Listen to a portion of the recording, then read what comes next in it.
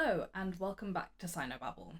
Follow me on Substack, follow me on Twitter, sign up to the Buy Me a Coffee. That is all the promo that I can be bothered to do for this week. Please just follow me on all of my other channels. This week's Substack is going to be about China in Africa. It's a very interesting topic. I'm thinking of also doing an audio episode about it because I think there's a lot of ground to cover about people's opinions and different analyses of China in Africa. So yeah, stay tuned for that, but in the meantime, read the Substack. Today, we're going to be talking about the Chinese electric vehicle market, or as the cool kids call it, the EV industry. When I started looking into this, I didn't really have a specific agenda or episode title or anything like that in mind. Basically, why I started looking into this topic is because Chinese EVs had been in the news a lot recently. In the past month or so, there was an article about European nations looking into Chinese subsidies into electric vehicles. There's been a lot of hubbub about the affordability of Chinese-made cars. There was that speech by Trump as well about how there's going to be like a bloodbath if China tries to sneak in their electric cars through Mexican factories and things like that. There's been a lot of chit-chat, basically, about electric vehicles. And I wanted to dive more into that. I didn't really know what I was going to talk about, whether it would be the competitive nature of Chinese EVs, why are they so cheap, what's the viability of the market, how much is it going to grow. But actually, as with most of these topics, the more I looked into it, the more the agenda revealed itself. So there is a lot of outrage about China's attempts to grow its EV market. And a lot of this is framed as this being at the expense of the US economy in general. And my argument is that not only is that a selfish perspective, that makes no sense, but in fact, the reason that the Chinese EV market was able to develop so quickly in the first place is because it was funded by the US. So today I kind of want to talk about the three main ways that I discovered that the US was essentially funding the Chinese EV market. The first is through one-to-one cooperation between Chinese companies and US companies, and also different multinational companies.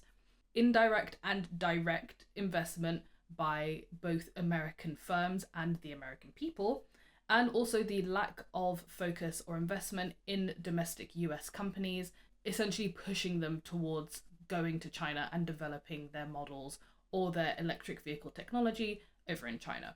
So I'm not going to be talking about the sort of state of the electric vehicle market more generally. I'm not a car enthusiast and I'm not a climate change activist, so I know nothing about electric vehicles basically except for the kind of financial aspects and sort of China's involvement in it.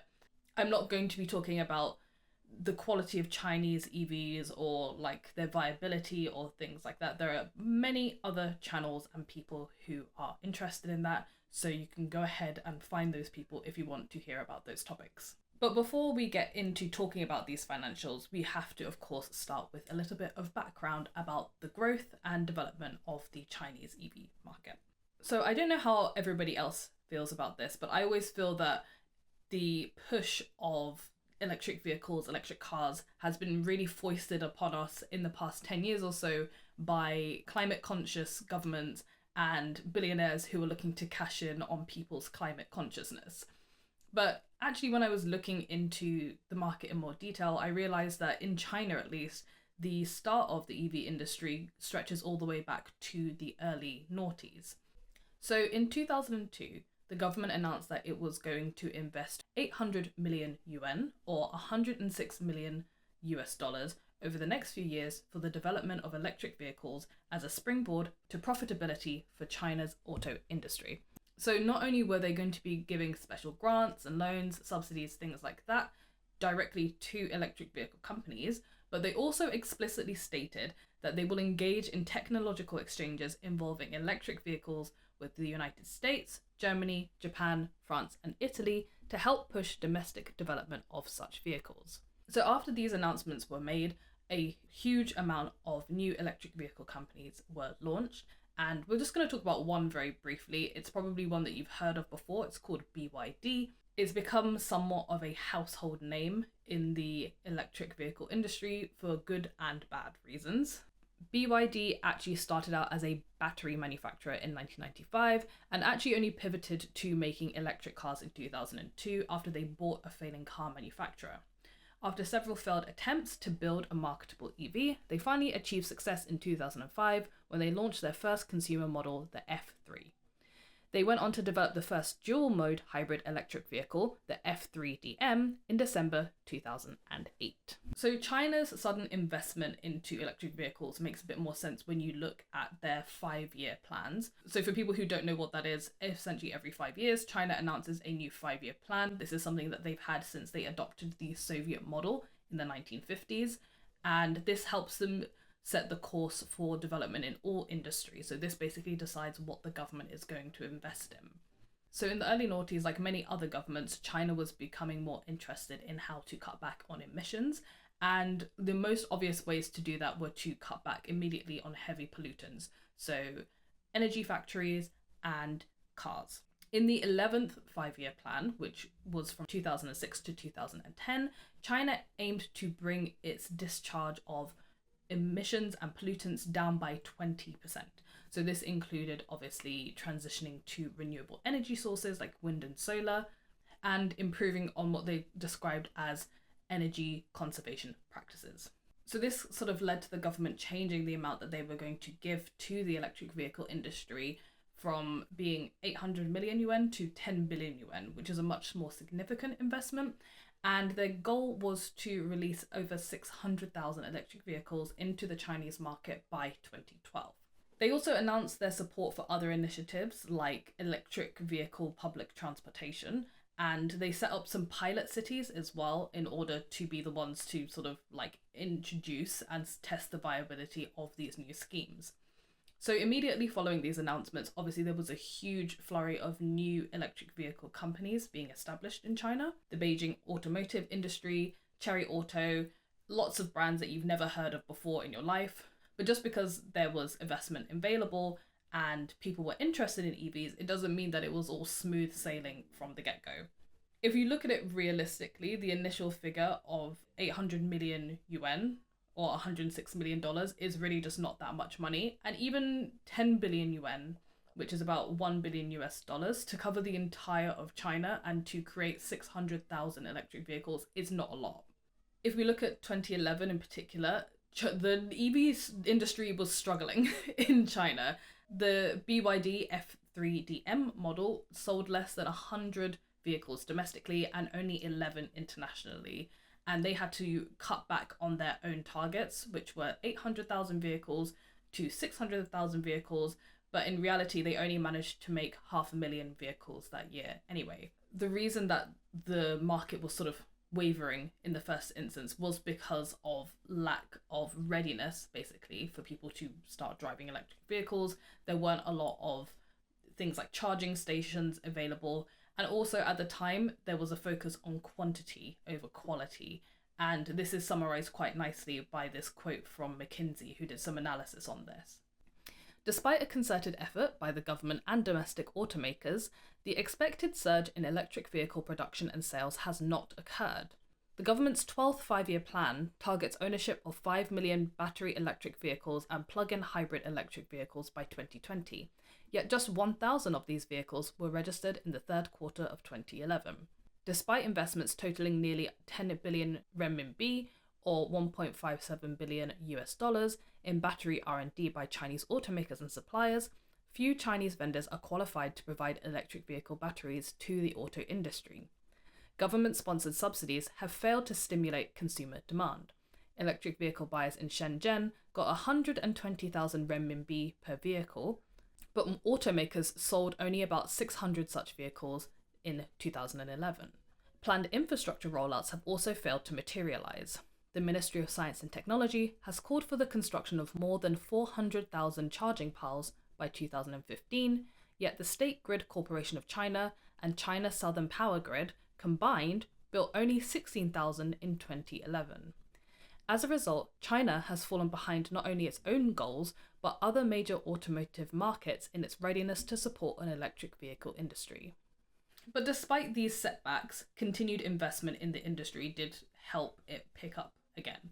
The government made some moves to toughen up production laws, make electric vehicles more viable and focus on the quality over the quantity. They reduced subsidies and focused more on research and development. So in 2016, you have the company NIO, who launched the EP9, which is kind of like a sexy racing car that at the time was the fastest EV in the world. And this was sort of like a beacon that EVs were becoming not only cool, but also potentially replacements for your standard car. Growth in the electric vehicle industry in China picked up again after the Made in China 2025 announcement, where electric vehicles were listed as one of the key industries that the government is targeting to become a world leader in. Now, the government is relying more on market forces than internal incentives, so they've made that switch from having to rely on subsidizing and funding these companies and this growth and the research directly to just letting the market pay for itself. By 2020, Tesla, which is obviously a famous US electric car company, had a huge surge in their stocks. So Chinese electric car companies were also able to kind of ride this wave of interest in electric vehicles. At this point, you have several car companies in China that are able to debut on stock markets in the US. So you have NIO and XPeng, which went public on the New York Stock Exchange, and then you have Li Auto, which debuted on the Nasdaq. So all of their stock were able to rise concurrently because of the interest in EVs, and we'll go a little bit more into detail about that in a bit. But what this shows also is that even companies that lacked brand recognition were still able to capitalize on the growth in general in the industry. Today, the electric vehicle market or industry in China is so big that even players like Xiaomi, which is, if you don't know who they are, they basically make the rival telephones to the iPhone in China. So they have made so much money that they're now starting to make their own electric vehicles, which is crazy because they are making more than enough of like phones and tablets.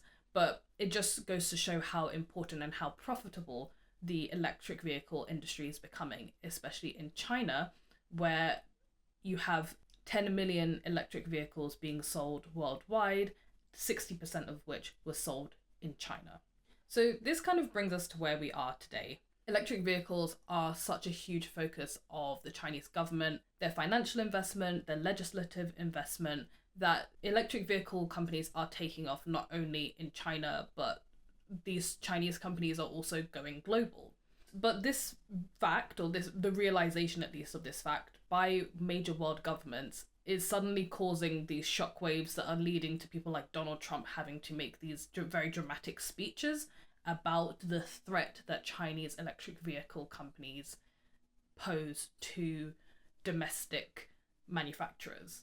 And like I mentioned earlier, this fear has even captured the European Union, where recently BYD found itself rejecting EU claims that subsidies had helped to reduce the price of China-made cars. But even if it's true, these accusations don't really mean much because companies like Tesla have also been on the receiving end of huge subsidies and changes in legislation that have helped their company grow. It is very true that the Chinese government has invested a huge amount in EV companies. Nobody is denying that. They've spent at least $60 billion to support the fledgling car industry. And that's reflected in the fact that there are now over 400 Chinese electric vehicle companies of various sizes and success rates. But in general, they've all benefited from these subsidies, these tax exemptions, and just generally the financing of the entire electric vehicle market. But it does make you think that if the goal of these sort of developed countries and these large governments that want to sort of take control of climate change is to reduce emissions, reach their net zero goals, then surely the introduction of affordable electric vehicles, regardless of where they come from, is a positive development. You can have legitimate concerns about Chinese companies, say, taking users' data from the computers in electric cars and things like that, but my problem is that you only started having these concerns in 2019 when it became clear that China was going to be the dominant player in the EV market. And to sort of wrap all of this up in a bow, the hypocrisy becomes even worse when you realize that American and also European and large Asian governments, the politicians, companies, individual investors, and the general investor as well, have been supporting and have been more than happy to support the development of this industry when it benefited them. So, with that in mind, let's go through the major ways in which the Chinese EV market has been funded largely by the US, but also by other multinational corporations and governments and individuals from around the world. And let's start with international cooperation. In 2008, BYD signed a strategic partnership with Mid-American Energy, a subsidiary of Warren Buffett's Berkshire Hathaway, specifically designed to enhance BYD's development of green cars and further promote the company's electric vehicles to the North American market. In 2009, Dongfeng Motor Group, China's third largest automaker, partnered with Detroit Electric Holdings to research, develop, and sell electric vehicles in China. In 2009, LA car producer Miles Automotive Group assembled and tested its cars in China and was the first US car manufacturer to outsource its assembly to China. In 2010, General Motors, the largest foreign automaker in China, aimed to sell more than 3 million cars in 2015, focusing specifically on hybrids, plug-ins, and electric vehicles. In 2010, Northern California-based electric vehicle maker Zap announced that it had acquired 51% of the popular Chinese electric motorcycle maker Johnway. In 2015, Silicon Valley's oldest and best-known investment firm, Sequoia Capital, invested in what was then a Chinese rival to Tesla called Next EV. I could go on and on about this, but I think you get the picture by now. In the noughties and the 2010s, generally speaking, large and well-established American firms were very happy to partner with Chinese firms with no resistance from either the US government or the people of America that I could find. Of course, it wasn't just US companies promoting Chinese electric vehicles or the development of the Chinese electric vehicle industry. In 2010, BYD and German firm Daimler joined forces to develop new cars, following BYD's other deal with Volkswagen in 2009. In 2011, Wuhan was chosen as the pilot city for Japanese company Nissan's electric vehicle introduction in the country, and the UK had absolutely no problem accepting Chinese-made electric buses to meet its own emissions requirements. The cooperation between US firms and Chinese firms was very evident in these early stages, and there's obviously clearly a mutual benefit that we're seeing here. It could probably be argued that the Chinese EV market would not have been successful without this early investment from American firms. These multinational corporations and US companies are able to benefit from cheaper testing, cheaper development, and cheaper manufacturing of their products in China. It's also clear that China also was kind of seen as this important consumer base for these foreign companies as well. For example, here's the China head of General Motors, Kevin Whale, talking about this. Speaking on electric vehicles, which automakers see as the next area of growth, Whale said in an interview GM hoped to produce all its electric vehicles, including its poster car Volt, in China, although he did not give a time frame. At some stage, we'd love to produce all our electric vehicles here. It's the world's largest market. We think it's really important to develop local supply capability and technology. We're focused on developing the supply capability in China so we can all grow at the same pace. Now, of course, there's always a little bit of context to be added here. When we're looking at these sort of earlier dates, like the noughties and the early 2010s, we're talking about a time where Hu Jintao was running the country. So that's between 2003 and 2013. He was very known for his sort of technocratic approach to governance. He developed something called the Scientific Outlook policies, which encouraged cooperation with foreign firms to boost practical technical knowledge in China. And also at this point, China is still seen as a developing country. Technically, it still has that status as an emerging market, which they kind of play around with a little bit. But at this point, they still had not eradicated absolute poverty, for example. China had only just joined the World Trade Organization in 2001. This is the main reason why people felt so comfortable investing in China at the time. Even though they didn't know whether or not they would get such excellent returns, it was still cheap and there was still a large market there.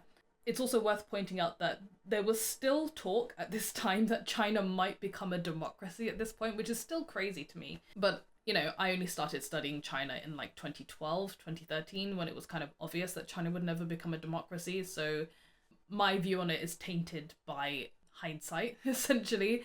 This was all part of this kind of grand scheme to bring China more closely, more intimately into the global market, to bring them more in line with other international players, and eventually transform their political system along with their economic system. So, in fact, not only was there no view that this would be a danger to the US or to other international markets, but it was seen as something that would eventually reap huge benefits, both in terms of developing the electric vehicle industry and in terms of bringing China into the democratic heartlands of the Western world. Okay, moving on to the next section, which is the fact that China's electric vehicle industry was funded by foreign direct investment, a lot of which was American. So I've already mentioned that Berkshire Hathaway was one of the principal investors in BYD, and that investment, by the way, has paid off hugely for that company. In late 2008, Berkshire Hathaway ponied up $232 million US for roughly 10% stake in BYD. It has proved to be money well spent. As the EV market has exploded in China, BYD has developed into a major player in the world's largest car market. It sold more than 130,000 electric passenger vehicles in 2020. By late 2018, 10 years after cutting that $232 million check, Berkshire's stake in the company has swollen to roughly $1.6 billion. Since then, that figure has climbed exponentially amid Chinese EV market's rapid expansion, and a remarkable fourfold increase in BYD's Hong Kong traded shares last year. Berkshire Hathaway's 8.2% stake in the automaker held a market value of $5.9 billion US by the end of 2020. So, as Warren Buffett and his company Berkshire Hathaway are largely seen as the kind of messiahs of investing and their ability to turn, water into wine, essentially, when it comes to money, they essentially inspired a flurry of different investments into China's electric vehicle market. So you have, for example, BP, British Petroleum, investing in a company called PowerShare in 2019, which is an online platform that provides hardware and software solutions for EV charging. It seems pretty innocuous, at least right now, but obviously charging stations are going to be the shovel in the gold mine equivalent for the electric vehicle industry.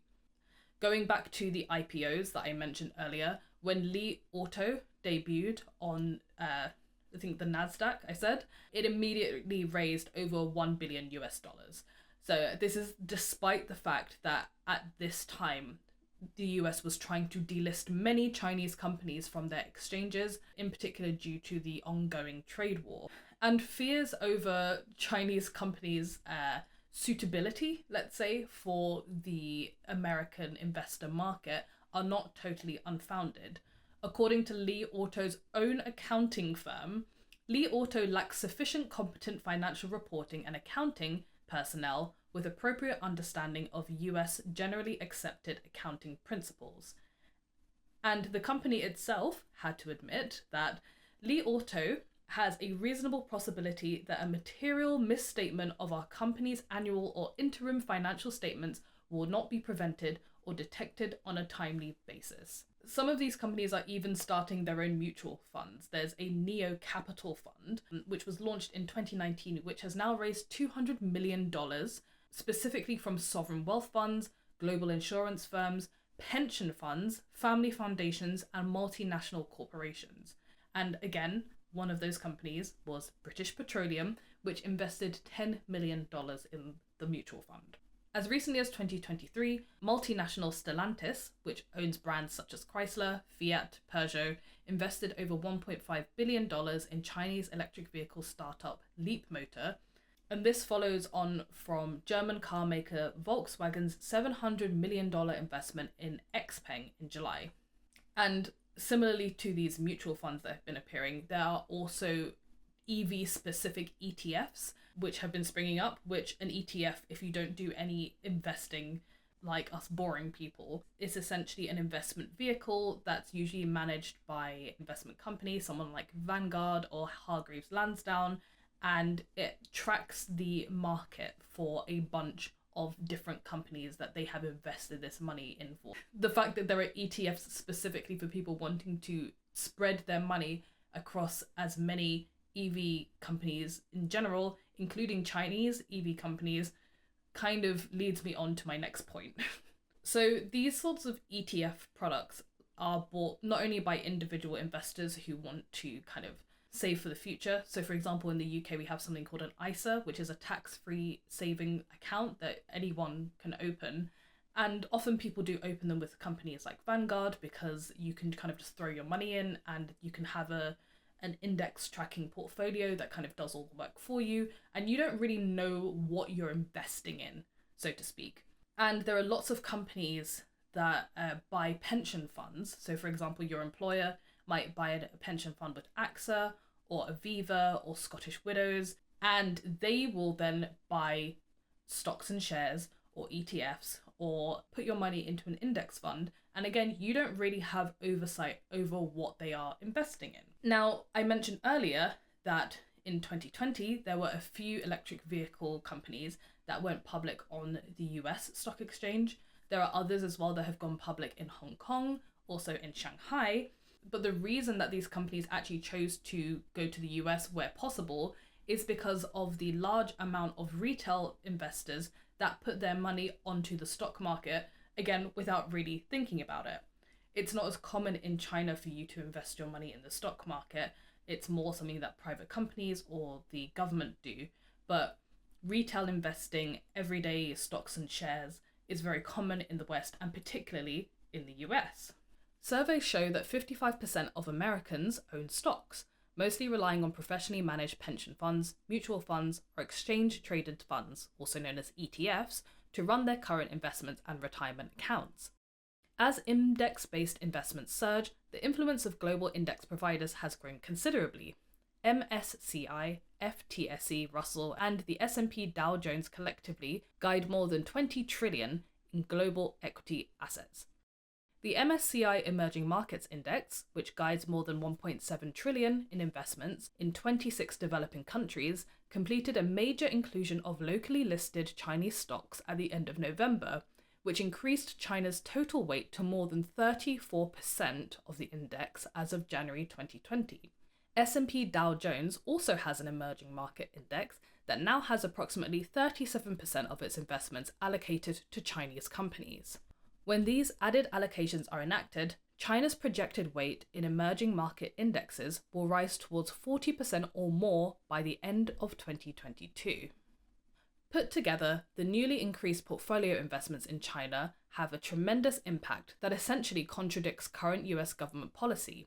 While China would otherwise face substantial pressure on its capital account, investment shifts that are virtually on autopilot from Americans and other global investors will materially contribute to relieving those pressures. Not only that, but the efforts of the US government to impact the Chinese economy through tariffs and other policies will also be counteracted by these portfolio flows. So just know that if you own a pension that tracks basically any major index that focuses on emerging markets that's based internationally, but particularly in the US, over a third of your money is going towards Chinese companies. So if you don't like that, you might want to consider reinvesting your money. Okay, on to the last segment, which is domestic US policies push local companies towards moving to China. So US politicians and other players in the auto industry like to pretend that Chinese companies act as some sort of nebulous security risk towards, their citizenry or something. But in reality, the real reason that these politicians are worried is more because China is threatening an already very struggling industry. And that's not just me talking. This is something that an American foreign policy correspondent who does not like China had to say on the issue. China hitherto has mostly been known to Western consumers as the producer of cheap goods that fill Walmarts. Now it's making a push in the West, where purchasing power is strong, for higher value and higher value added goods, including cars, chips, and, tomorrow, airplanes. The United States, by contrast, has steadily decayed as an industrial power, with its capacity for manufacturing in more and more key sectors dependent on barriers of one kind or another or an outright financial support from the state. Biden's fate, as well as those of future US presidents is becoming increasingly attached to the fortunes of an old line American industry. Unfortunately, that industry has already been bailed out by taxpayers once and has shown no inclination to innovate its way toward a competitively viable tomorrow. So the shocking but inevitable collapse of Detroit, which I think is what the author is referring to here, kind of reveals how this once really famous and reliable auto industry in the US is, like many other industries in the US, slowly fading away. These sort of protectionist policies that the US is trying to institute to try and save this very fragile industry, things like tariffs or, maintaining, depending on your position, a trade war with China, are basically what China would view as like fair weather tactics that they would never rely on to kind of protect or to grow their own industries.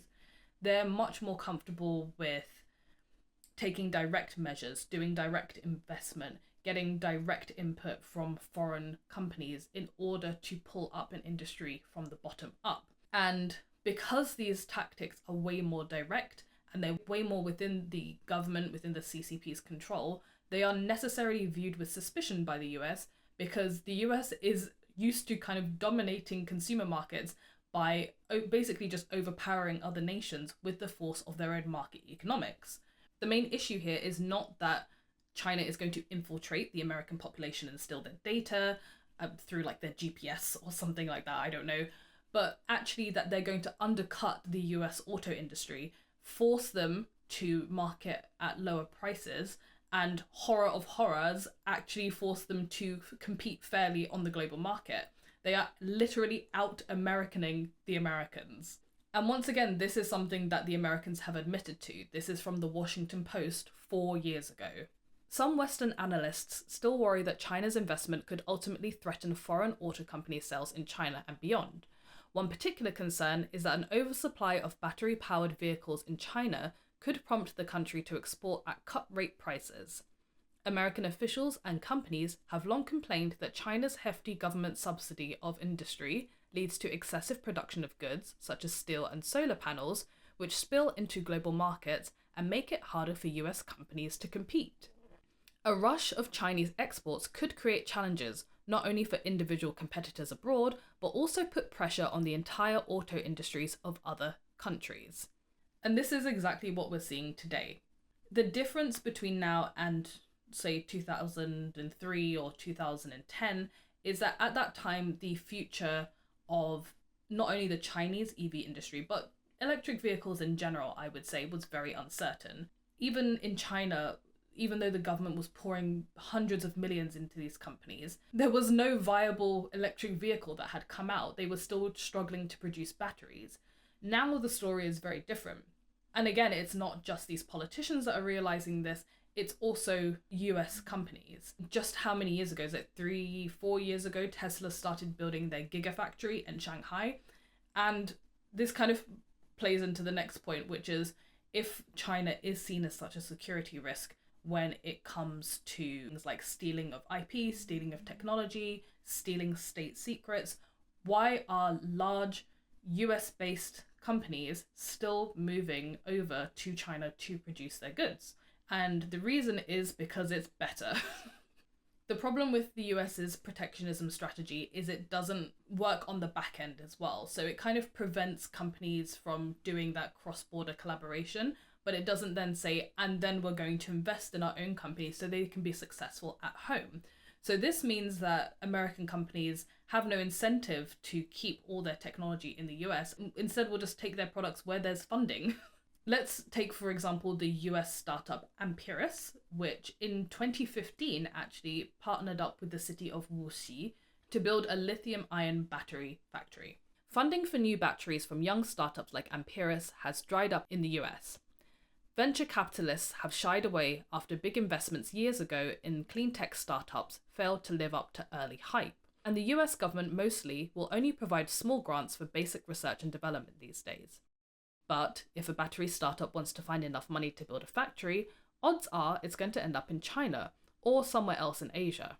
For example, battery startup Boston Power, founded in 2005 in Massachusetts, headed to China years ago to raise money and build batteries. Chinese investors are also grabbing up US battery technology. Auto parts maker Wanxiang bought up both US battery maker A123 Systems and US electric car maker Fisker Automotive out of bankruptcy. Cities like Wuxi are encouraging this shift by providing low-cost financing for the technology's development. Energy tech startups LanzaTech and Ecomotors are also following this strategy of partnering with a Chinese company to fund a factory. So all of this shows that not only are Chinese companies receiving investment from the US, but US companies are also seeking investment from China. They're like packing their bags and moving over there in order not only to get that funding, but also to get like the land, the cooperation, even the skill sets in order to help develop. They are not the only ones. You've got Korean company LG, which has partnered with Chinese investors to build a battery plant in Nanjing. And earlier I mentioned that Wanxiang bought A123 Systems, but they not only bought them, they won US government approval to buy them for only $257 million. I think this article also highlights another problem with the funding scene for research and development and in tech in general in the US, which is that places like Silicon Valley have now become sort of sink or swim. You have to be seen as kind of like the next unicorn or the next profitable business in order to attract investment from usually private venture capitalists. There isn't that much government funding. You know, it's all about having the right marketing and the right spin and getting the minimum viable product out quickly. There's no slow burn. You're either the next Uber or WeWork, or you're just not, basically. And if you are, your company is probably going to be eaten up by one of these, you know, like the Alphabets or the Metas of the world. It doesn't matter if your company is built on, you know, sand or like made out of like paper straws and like it's breaking the law until you make it big and then you eventually collapse again like WeWork, as long as you are someone who can make money for these investors and is continually attracting investment. So you can say a lot about China's financial system, where the weaknesses are and where it falls down. But I think one thing that it doesn't fall prey to, like we do in the West, is the idea of getting like quick wins.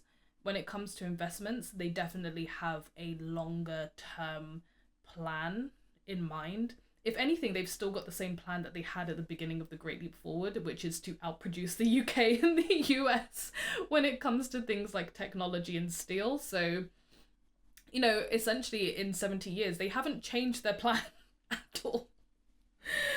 Oh dear, we're doomed.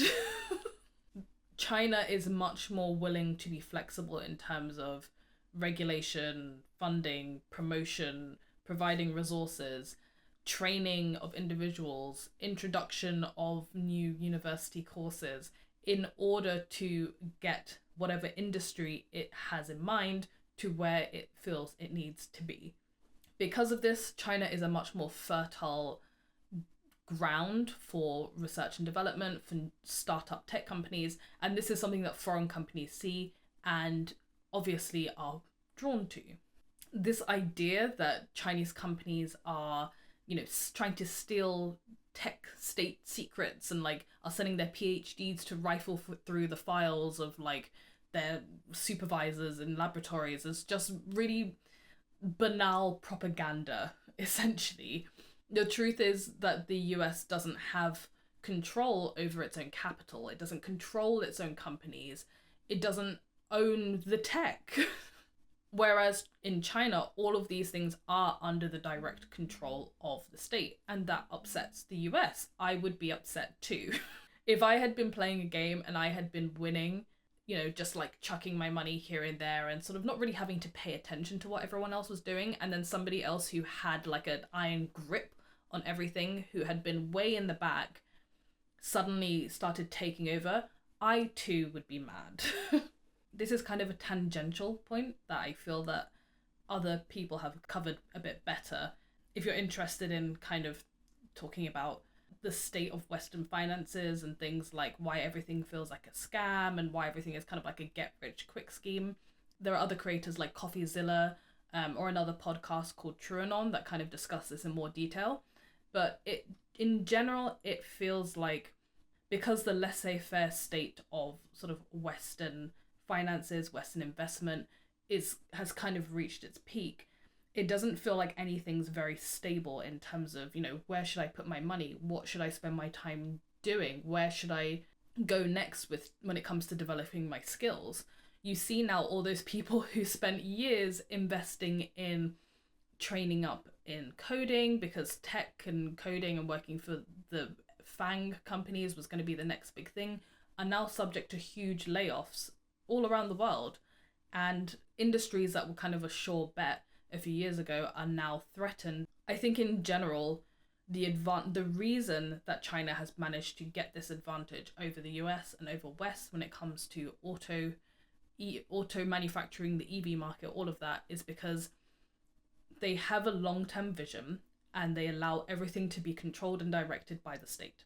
If the standing committee of the Politburo of the CCP does not want it to happen, then it is not happening. And if they do want it to happen, then it is definitely happening. And at the end of the day, you can bet your bottom dollar on that. I wouldn't say that you can take China at its word for everything, but when it says that it's going to put its money where its mouth is, that's usually what it does. They have said since the early noughties that they are going to be investing their money into clean energy, into renewable sources of energy, and into electric vehicles. And if you follow the money, that's exactly what they've done. And all the failures that they've had along the way, of all of these 400 EV companies that have sprung up, who knows what the fate of them is going to be. A lot of them have already failed. Most of them will never be successful, but that's not going to stop them. That's not going to deter the party. That's not going to change the fact that in the long run, in the end, China as a whole will be successful in this field. And all that other stuff is completely irrelevant. At the end of the day, that's all that really matters. So that's it for this episode, guys. I hope you enjoyed it. Once again, please follow me on Twitter and Substack. Head over to the Buy Me a Coffee if you want to see even more of me. You can get full transcripts of every single episode, including all the sources and resources that I use to research the episodes. And I also produce an extra video every month for subscribers over there. We're also going to have a live show. It's going to be on the 10th of May. Thank you for everyone who voted in the poll. I don't know exactly what the topic is going to be. We're just going to be chatting. It's going to be around 10 p.m. British summertime. Get out a clock on your computer and work that out for yourselves, because all of you are in completely different time zones. So I'm so sorry if that doesn't work out for you, but you can leave a comment and complain and we'll try and figure it out in the future. Thanks so much for listening or for watching, and I will see you again in the next one. Bye.